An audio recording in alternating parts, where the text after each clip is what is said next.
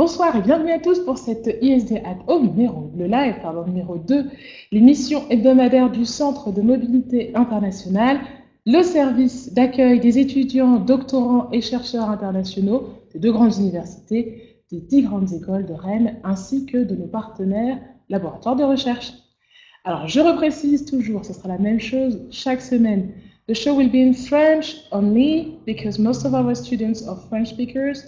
However, if you have any questions, you can ask, and at the end of the show, we'll try to answer you in English, of course. Et tout de suite, le sommaire de l'émission. Au sommaire ce soir, c'est le sport et la santé. Très important de prendre soin de sa santé et en même temps de faire du sport si on peut. Nous ferons un focus sur la couverture santé française, comment s'affilier, qu'est-ce qu'une mutuelle, qu'est-ce qu'une complémentaire santé. On essaiera de tout vous expliquer. Puis nous recevrons en plateau Pascal Jossy, professeur de danse au SUAPS, qui nous présentera le service de sport interuniversitaire de Rennes 1 et de Rennes 2. Nous prendrons le temps de répondre à vos questions en fin d'émission, donc n'hésitez pas, posez vos questions sur le chat et Elodie me fera un petit rapport des questions que vous avez posées. Ensuite, on finira avec l'agenda des événements à venir cette semaine, des petits événements pour essayer de profiter un petit peu de la ville de Rennes avant la rentrée, la vraie rentrée, et surtout pour que vous puissiez vous rencontrer autrement que dans l'université. Si vous avez des questions à nous poser relativement à la couverture santé en France, au sport universitaire, je vous le rappelle, vous profitez du chat. Nous prendrons le temps de répondre à vos questions en fin d'émission. Et voilà le jingle.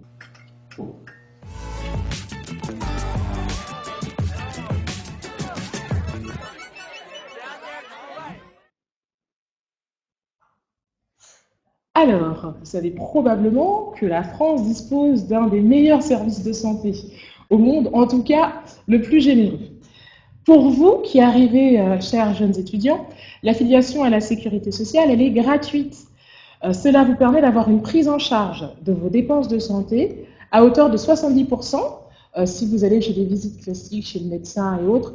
Pour le remboursement des médicaments, ça va dépendre du taux de prise en charge par la sécurité sociale. Donc les noms à connaître, c'est vraiment la sécurité sociale, l'assurance maladie qui est la branche de la sécurité sociale qui va s'occuper de vos remboursements. Et sinon, il y a un autre acronyme qu'on appelle CPAM, la Caisse primaire d'assurance maladie. Ça vous parle peut-être pas vraiment, mais si vous travaillez, vous avez certainement des contacts avec la CPAM. Considérez que ces trois noms regroupent la même entité, le système français qui vous permet d'avoir une couverture de santé ici. Si vous êtes étudiant non européen, normalement, au moment de votre inscription, on vous a précisé que vous deviez faire votre affiliation à la sécurité sociale. Elle est en principe non obligatoire, mais fortement recommandée, parce que s'il vous arrive quelque chose, cela vous permet d'éviter d'avoir à avancer des frais de santé trop importants. Une visite chez un médecin, c'est pas très cher, c'est 25 € pour le tarif honoraire de niveau 1. En revanche, si vous avez à vous rendre à l'hôpital ou si vous êtes pris en urgence à l'hôpital, qu'il y a des scanners ou autre chose à faire, ce sera beaucoup plus cher. Et donc, c'est pourquoi nous, on vous recommande fortement de faire votre affiliation à la sécurité sociale. C'est facile, ça se fait en ligne. Il vous suffit de vous rendre sur la plateforme étudiant-étranger.amélie.fr. Je rappelle, étudiant-étranger.amélie.fr. La démarche se fait en ligne. Vous avez simplement quelques informations à renseigner et des documents à télécharger, à téléverser.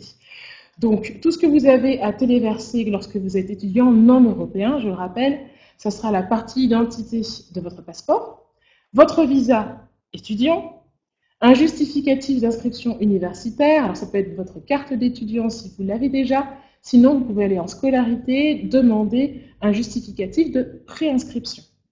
Votre acte de naissance et sa traduction en français s'il n'est pas traduit en français ou s'il n'est pas en langue française. Alors pareil, l'acte de naissance, normalement, vous devez penser à le prendre avant d'arriver en France. Si vous ne l'avez pas, toutefois, vous pouvez en général le demander à vos parents qui peuvent faire la demande auprès du service administratif compétent pour le faire dans votre pays d'origine.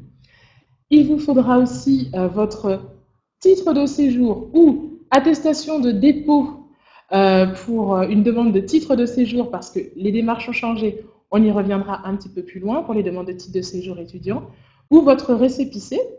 Et enfin, votre RIB, c'est un relevé d'identité bancaire. C'est un document avec un code IBAN qui vous est remis par votre banque. En principe, on vous conseille d'ouvrir un compte bancaire en France pour pouvoir bénéficier des remboursements plus rapidement. Mais si vous avez un compte bancaire étranger, alors plutôt dans une banque européenne, je le reconnais, il est toujours possible de le remettre.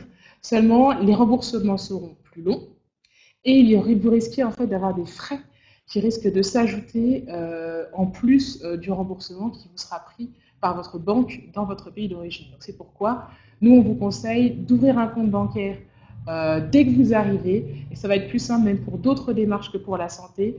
Un RIB, ça vous est facilement demandé, ne serait-ce que pour avoir un téléphone portable, une connexion Internet à votre domicile, ou pour, si vous travaillez, pour pouvoir percevoir un salaire régulièrement par votre employeur ici en France. Pour les étudiants européens, la démarche est un petit peu différente. En principe, vous n'avez pas à faire d'affiliation au niveau du système de santé français parce qu'il vous a été recommandé de faire une demande de carte européenne d'assurance maladie avant de quitter votre pays d'origine. Pourquoi? Parce que cette carte européenne d'assurance maladie vous permet d'avoir une prise en charge de vos frais de santé si vous vous présentez, alors pour le coup, la France est généreuse, chez le médecin traitant ou à l'hôpital.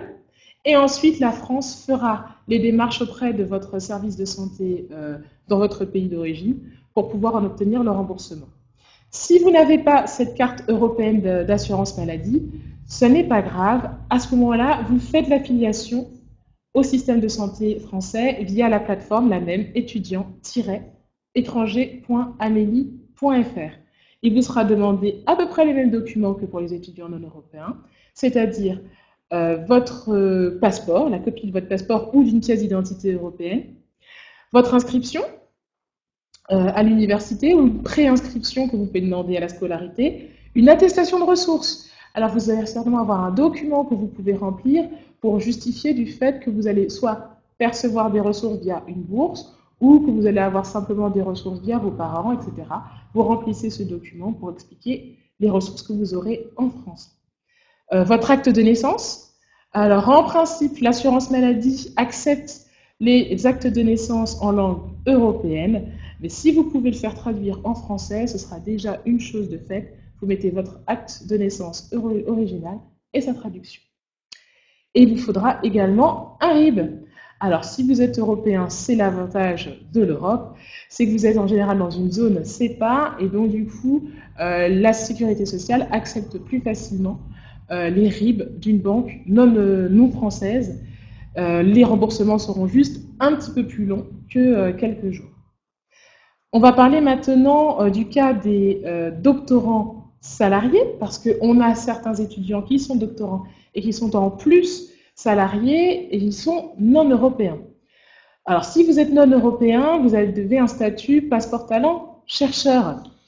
À ce moment-là, la demande d'affiliation à la sécurité sociale, elle est particulière. Vous devez la faire auprès de la CPM de Paris. La démarche, elle n'est pas compliquée, mais le mieux, c'est de prendre contact avec le service Sor Access du Centre de mobilité internationale de Rennes. Émilie ou moi-même prendrons le temps de vous expliquer clairement les documents que vous avez à fournir et en plus, on se chargera de déposer votre dossier pour vous. L'adresse mail du Centre Euraccess, c'est cmi-euraccess@uni-red2.fr. On ne peut pas faire plus long. Pour les doctorants salariés européens, alors là, c'est à peu près la même démarche. La démarche se fait à la CPM de Rennes, en revanche. Et là, il vous sera demandé un formulaire qui s'appelle le S1. C'est un document commun à tous les pays européens qui est à demander auprès de votre service de santé dans votre pays d'origine. Alors, si vous ne l'avez pas demandé avant de partir, c'est fort possible. Vous pouvez le demander a posteriori, donc une fois que vous êtes ici. Et ce que l'on fait, c'est que l'on commence la démarche. On fait la demande d'affiliation dès que vous avez commencé à travailler.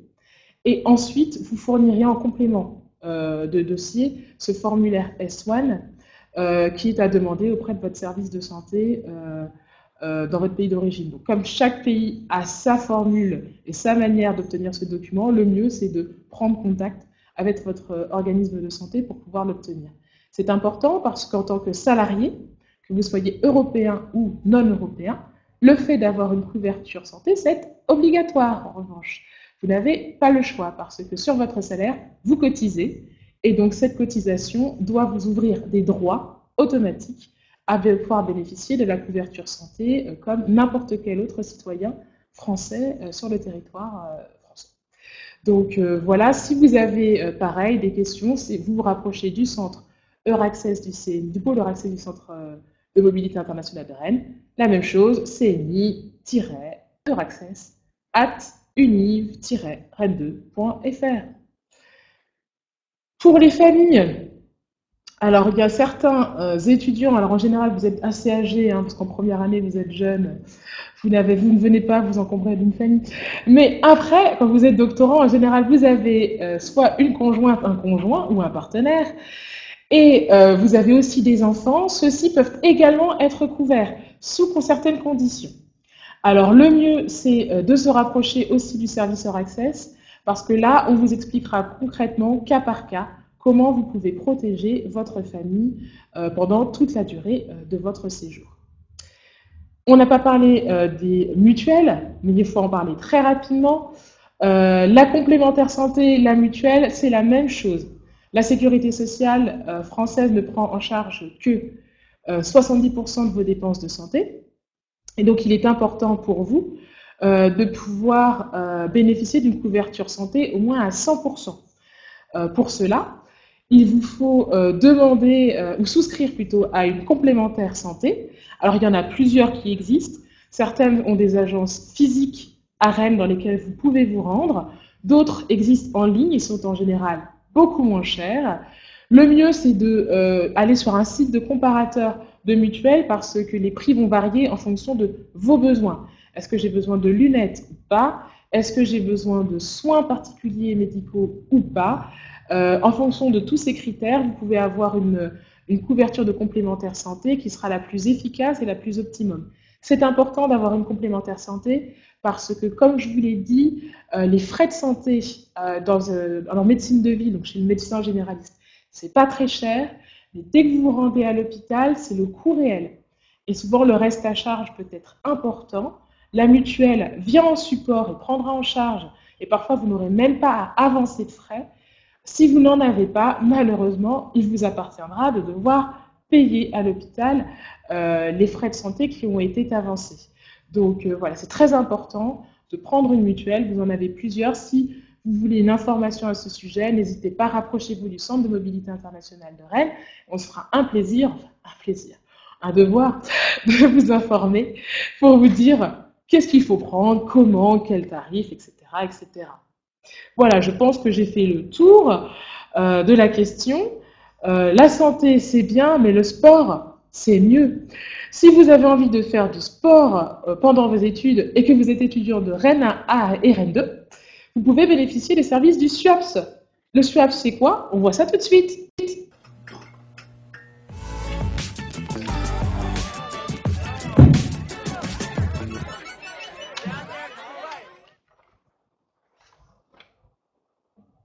Alors, on a parlé là tout de suite du SUAPS. Le SUAPS, donc qu'est-ce que c'est? Le mieux, c'est de demander à notre invité du jour, Pascal Chaussy. Pascal, bonsoir. Bonsoir. Merci de venir participer à notre petite émission en direct. Vous êtes professeur de danse au SUAPS. Donc, c'est le service interuniversitaire de sport, je vais simplifier, de l'université Rennes 1 et Rennes 2. Est-ce que vous pouvez nous présenter très rapidement le SUAPS, les sports proposés, enfin ce à quoi les étudiants peuvent bénéficier? Tout à fait. Alors rapidement, on a des grandes catégories d'activités que l'on propose aux étudiants. Donc les sports collectifs, les activités de plein air, les sports gymniques, les sports de raquettes, de combat et également des activités d'entretien, de fitness, de bien-être, de yoga, de relaxation et de danse.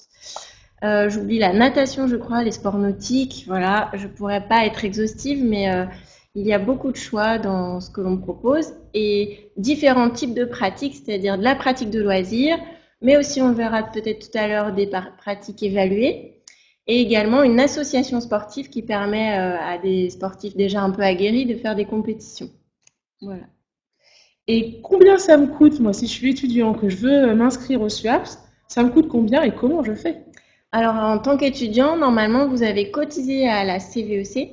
Et du coup, cette cotisation, CVEC prend déjà en charge, en compte le coût du sport, de la pratique sportive. Donc, il n'y a rien à payer en plus.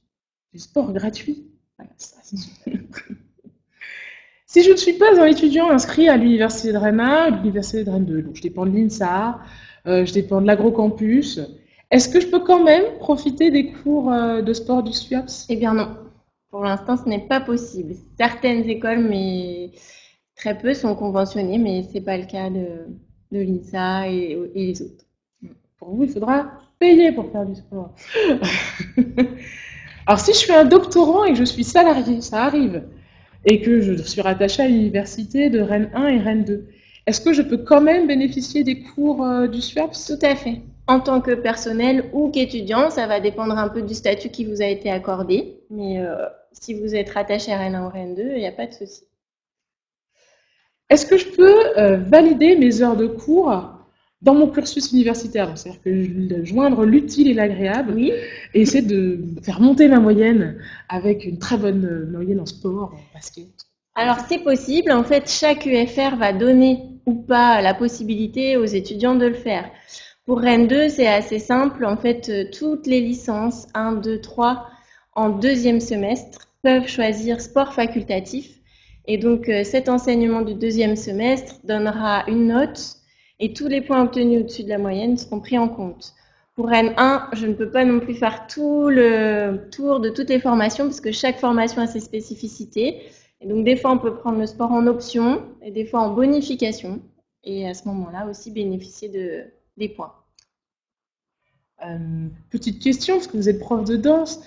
Où est-ce que je peux faire du coup de la danse? Avec vous ou avec quelqu'un d'autre? À Rennes 1, Rennes 2, les campus, comment ça se passe? Alors, nos salles sont réparties principalement sur les deux campus de Villejean, campus de la Harpe, donc dans l'ouest de Rennes, et le deuxième gros campus de Beaulieu.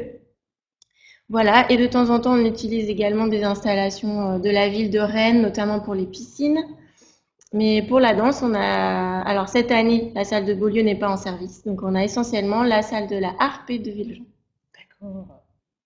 Eh bien, écoutez, merci Pascal. Merci d'avoir pris le temps de répondre à nos questions, d'être venu, parce que c'est rare des invités qui viennent.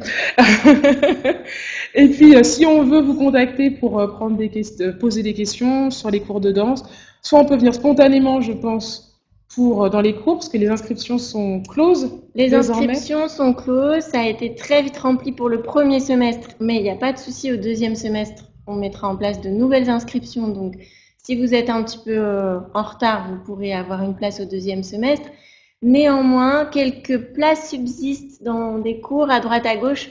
Donc, vous pouvez vous connecter sur le site du CUAPS, cuaps.univ-rennes.fr.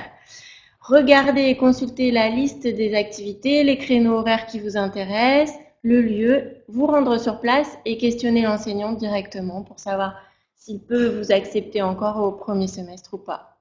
Voilà. Merci encore, hein, Pascal. Merci pour toutes ces explications. Et je vous rappelle que vous pouvez retrouver Pascal dans notre capsule de présentation du SUAPS qui a été diffusée sur la chaîne YouTube du CNI Rennes. C'est la capsule numéro 2.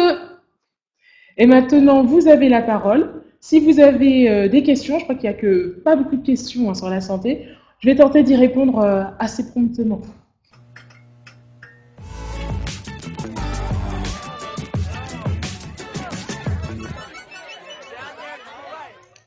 Alors, les questions. Excusez-moi, je perds le fiche. 2 questions, c'est beaucoup trop pour moi.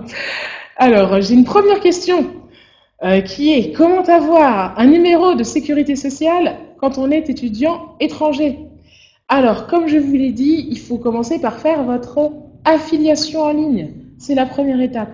Donc, vous allez sur le site étudiant-étranger.amélie.fr. Vous remplissez le formulaire. Ce n'est pas vraiment un formulaire, c'est vraiment juste des documents à téléverser, donc c'est assez simple. Une fois que vous avez téléversé tous vos documents, vous allez avoir une première attestation avec un numéro de sécurité sociale temporaire, le temps que la CPAM, la sécurité sociale, vérifie et valide, enregistre votre numéro de sécurité sociale concrètement. Donc ce numéro de sécurité sociale temporaire, en principe, vous permet au moins de pouvoir prétendre à un remboursement a posteriori de vos dépenses de santé. Donc quand vous irez chez le médecin, vous demandez votre feuille de soins, en général il vous la remet automatiquement, le pharmacien vous remet une feuille de soins pharmacie, ou praticien de santé, vous les conservez bien, et un petit peu plus tard, alors les délais peuvent varier, sont très variables avec la sécurité sociale, vous partez sur un bon délai d'un mois et demi, vous recevrez une attestation avec un numéro de sécurité sociale définitif, donc c'est un numéro d'immatriculation qui va vous suivre toute votre vie, même si vous quittez la France et que vous revenez, vous pourrez réactiver vos droits à la sécurité sociale en utilisant ce numéro d'immatriculation de sécurité sociale. Dès que vous avez votre numéro de sécurité sociale définitif, tout est beaucoup plus simple. Vous allez créer un compte sur amélie.fr sur lequel vous pourrez demander votre carte vitale qui vous permettra d'avoir des remboursements quasi automatiques, c'est sous 2-3 jours de vos dépenses de santé chaque fois que vous vous présenterez chez un praticien de santé. Vous pourrez télécharger ou déposer vos fiches de soins ou sinon les déposer physiquement à la caisse primaire d'assurance maladie. Donc c'est la grande tour sécurité sociale qui se trouve cours des Alliés. Vous allez sur l'esplanade Charles de Gaulle en face des champs libres. Donc vous déposez tous ces documents avec le numéro de sécurité sociale définitif dans la boîte aux lettres et vous aurez un remboursement dans un délai de 15 jours de la part sécurité sociale. Donc voilà, c'est pas très compliqué. La liste des documents, c'est toujours la même. Vous allez la retrouver sur le site étudiant-étranger.amélie.fr. C'est à peu près toujours les mêmes documents qu'on va vous demander pour toutes vos démarches, pour la demande de titre de séjour si vous êtes étudiant non européen. Une autre question, si je ne suis pas étudiant à l'université de Rennes 1 et de Rennes 2, où je peux aller faire du sport? J'ai envie de vous dire, le street game sera pour vous. Alors, c'est sérieux. Sachez que sur le campus de Beaulieu, sur le campus de Villejean, vous avez des infrastructures de sport qui sont utilisables. Vous pouvez faire du foot. Alors, pour le tennis, je crois qu'il faut réserver pour les terrains de tennis. Mais vous avez des terrains de tennis, de basket, je crois. En extérieur, vous avez une piste pour courir sur le campus de Villejean, au niveau de la salle J.C. Owens. Donc voilà, vous pouvez faire du sport en extérieur déjà au niveau des campus. Sinon, la solution la plus simple, c'est de vous rapprocher des services de la ville de Rennes. Alors, il y a un service qui s'appelle le Cercle Paul Bert. Donc, je pense qu'il faut aller sur le site de Rennes Métropole. Vous tapez dans l'onglet sport et vous allez trouver les informations. Le Cercle Paul Bert, ça va être différentes associations sportives qui vont vous proposer des cours de sport à un tarif plus ou moins préférentiel. Donc, le mieux, c'est d'aller vers eux. Et ensuite, les infrastructures de sport, elles vont être disséminées un petit peu partout dans la ville. En général, ce sont les salles de sport utilisées dans les écoles. Au niveau de la Cité internationale, vous avez probablement vu qu'il y a la salle Jean Prouff. Donc, c'est une salle de sport municipale partagée par toutes ces associations. Et puis sinon, vous avez la possibilité d'aller dans d'autres salles de sport, celles-ci privées, un petit peu plus onéreuse, je le reconnais, mais après, c'est une question d'investissement. C'est est-ce que vous souhaitez payer un peu plus pour faire du sport ou pas? Mais la première chose à aller voir, c'est vraiment les services de la ville, parce que c'est vraiment on vous propose du sport pour pas très cher, finalement. Donc voilà, j'ai fait le tour de mes 2 questions. J'ai envie de vous dire travail accompli. Et maintenant, je vais passer à l'agenda de la semaine. On va faire le tour un petit peu de ce que vous pourrez faire cette semaine en arrivant à Rennes.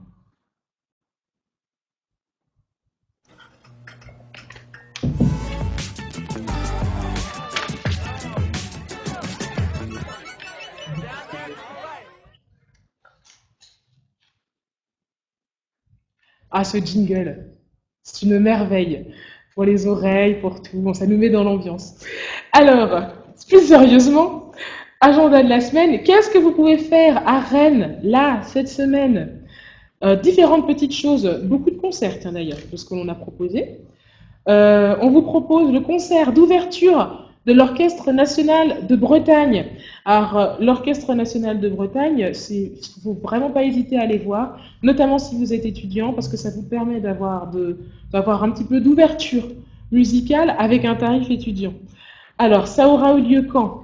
Les 17 et 18 septembre, donc c'est-à-dire ce soir, et demain, de 18h à 18h et 21h, 21h pour ce soir, mais demain vous pourrez y aller à dès 18h au couvent des Jacobins. Alors le couvent des Jacobins, c'est métro Sainte-Anne sur la place Sainte-Anne, c'est facile à trouver. Les tarifs, ça va de 4 à 15 euros. Je vous invite à aller sur le site de l'Orchestre national de Bretagne pour avoir plus d'informations et de détails sur les tarifs. Les journées européennes du patrimoine, le patrimoine français, ce sera le 19 et 20 septembre de 9h à 19h un petit peu partout à Rennes et dans sa métropole. C'est quoi les journées du patrimoine? Ça vous permet en fait de découvrir différents bâtiments historiques en général, mais parfois ça ne peut être pas du tout historique, ça peut être culturel ou socio-culturel de la ville ou des villes. Vous pouvez en général découvrir gratuitement l'intérieur de ces édifices, pour la plupart en tout cas. Et à Rennes et aux alentours, vous pouvez trouver du coup de quoi visiter. Donc ça peut être à Rennes des églises, par exemple, ça peut être la mairie, ça peut être le Parlement de Bretagne, l'opéra, les champs libres. Voilà, vous avez différents espaces comme ça que vous pouvez visiter gratuitement. Donc c'est assez sympa à faire si vous avez un petit groupe d'amis ou si vous voulez vous rencontrer entre amis quand vous ne vous connaissez pas. L'avantage des journées du patrimoine, c'est que c'est national et que donc vous pouvez aller visiter sous réserve de non-propagation du Covid-19. Vous pouvez aller visiter un petit peu partout en France différents lieux. Ça peut être à Paris, l'Élysée, ça peut être différentes choses à Nantes, à Marseille ou autre. Si vous avez la possibilité de vous déplacer, ben, je vous encourage à le faire ce week-end. À Rennes, la programmation est sur le site de l'Office du tourisme. Réservation conseillée, je pense, pour cause de Covid. L'adresse mail, je pense que vous la voyez apparaître en lien. Sinon, en gros, vous allez sur www.tourisme-rennes.com et vous cherchez dans l'onglet Journée du patrimoine 2020. Une petite rencontre, c'est le goûter swing avec Swinging in the Rennes. Je n'ai pas un accent pourri par les Français, non, c'est vraiment Rennes, la ville de Rennes. Cette association vous propose une petite rencontre le 20 septembre à 16h au Roof. La cafétéria, c'est gratuit, donc allez-y si vous voulez replonger dans une ambiance un petit peu plus swing, rencontrer des gens, voir un petit peu de danse. C'est un beau moment à partager dans l'après-midi. Et normalement, vous pourrez retrouver Daria, la mystérieuse Daria, qui est l'officieuse en fait de toutes ces petites jingles magiques. Visite en anglais. Le CMI Rennes vous propose une visite du centre historique de Rennes avec Destination Rennes. C'est l'office de tourisme qui vous propose cela. C'est gratuit, mais sur réservation. La prochaine visite en anglais, elle aura lieu le 23 septembre, c'est-à-dire mercredi prochain, à 18h. Départ ici, au CMI Rennes, à la Cité internationale de Rennes. Donc vous venez ici et vous aurez un guide anglophone qui vous fera découvrir le centre historique gratuitement. Pour faire les réservations, nous on vous conseille d'envoyer un petit mail à cmi@uni-rennes2.fr pour pouvoir vous inscrire parce que les places sont limitées. Voilà pour l'agenda de la semaine. Alors, du coup, ben moi, c'est venu le temps de vous dire au revoir. Je vais pouvoir dire merci à Pascal d'avoir participé à notre ISD at Home, le live numéro 2. Merci pour votre attention également. Si vous avez des questions supplémentaires sur la santé, le sport à Rennes, notamment je vous ai parlé du sport avec la ville de Rennes, vous n'hésitez pas, vous prenez possession de notre page Facebook, vous posez vos questions et on essaiera d'y répondre le plus rapidement possible. Nous remercions également le CIREF, l'Institut Confucius, le Tambour de Rennes 2 et le Foyer des jeunes travailleurs qui ont accepté de participer aux petites capsules qui sont diffusées sur notre chaîne YouTube. Je vous invite d'ailleurs à aller les voir ou revoir sur la chaîne YouTube du CMI Rennes. N'oubliez pas de regarder la capsule de demain. Demain, ce sera la Paillette. Donc, c'est une salle de spectacle à Rennes, une petite salle de spectacle qui propose du théâtre autrement. On va aussi remercier Daria pour la réalisation des capsules, Elodie et Daria pour la réalisation de ce live. C'est un live 100% girls. Et oui, un jour, les femmes prendront le pouvoir. Il va falloir vous y faire. On se retrouve la semaine prochaine. La semaine prochaine, ce sera mardi, exceptionnellement. Mardi 22 septembre à 18 h. Nous vous parlerons de toute une info, titre de séjour et de la CAF. On aura un invité de la CAF, s'il est présent, lui aussi, qui viendra répondre à vos questions pour toutes vos démarches CAF. Et pour l'info titre de séjour, on aura Julien de l'équipe du CMI Rennes qui sera présent avec moi, quel plaisir, et qui pourra répondre à toutes vos questions parce que notamment, vous avez peut-être remarqué, les étudiants, pour faire vos demandes de renouvellement de titre de séjour, désormais ça se passe en ligne sur une plateforme dématérialisée de la préfecture d'Ille-et-Vilaine. C'est tout nouveau, ça vient de sortir, va falloir s'y faire. Mais heureusement, l'équipe du CMI Rennes est là pour vous accompagner tout au long de ces démarches. On a des ordinateurs, des scanners, de quoi vous aider à faire tout sur place ou en tout cas à répondre à vos questions. Et puis Julien vous expliquera bien en step by step tout ce que vous devez faire, attendre les documents, etc., etc. Si vous avez des questions, vous pouvez déjà les poser sur le compte Facebook du CMI Rennes et nous, ça nous permettra d'affiner ou d'un petit peu peaufiner le déroulé de l'émission. Donc, prenez bien note de l'émission de la semaine prochaine, mardi 22 septembre à partir de 18 h. Et puis l'équipe du CMI Rennes, on vous accompagne toujours plus ou moins à distance, parce qu'il est encore possible maintenant de prendre des rendez-vous pour venir nous rencontrer et pouvoir discuter notamment de vos démarches importantes à faire. Il suffit d'envoyer un mail pour les étudiants jusqu'au master sur cmi@univ-rennes2.fr. Pour pour les chercheurs et leurs conjoints, famille, tout le monde, la SMALA, cmi-euraccess@univ-rennes2.fr. Et sinon, vous pouvez aller sur le site internet du CMI Rennes où vous allez trouver l'essentiel des informations sur comment faire mon renouvellement de titre de séjour. J'ai un titre de séjour qui expire au 30 septembre et je suis étudiant. Comment je fais pour obtenir un récépissé? Tout ça. Vous allez trouver toutes les informations sur notre site. Voilà, il est venu l'heure de conclure, parce que toutes les bonnes choses ont une fin, et que moi aussi, j'ai faim. Donc, je vous souhaite de passer une bonne soirée. Je vous dis à la semaine prochaine pour notre ISD numéro 3, info titre de séjour, CAF. Bye bye.